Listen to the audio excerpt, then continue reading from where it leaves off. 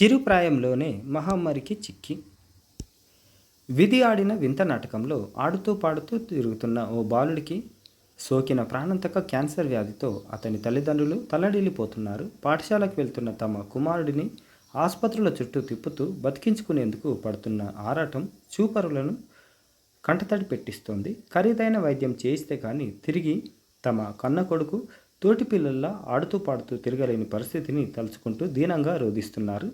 దాతలెవరైనా మానవతా హృదయంతో స్పందించి ఆదుకుంటే గాని ఈ కుటుంబానికి ఆ వ్యాధికి సరిపడా వైద్యం చేయించే స్తోమత లేదు.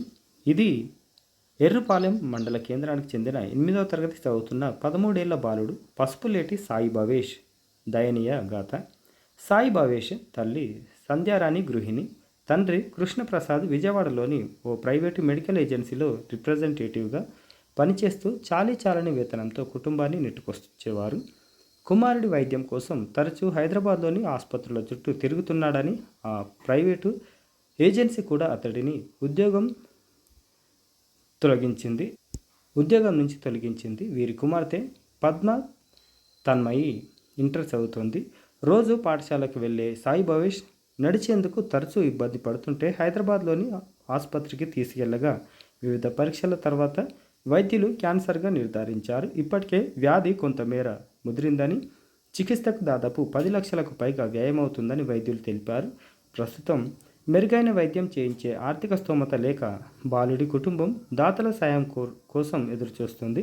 ఈ బాలుడి వైద్యానికి ప్రభుత్వం కానీ దాతలు కానీ స్పందించి పునర్జన్మ ప్రసాదించాలంటూ అతని తల్లిదండ్రులు వేడుకుంటున్నారు.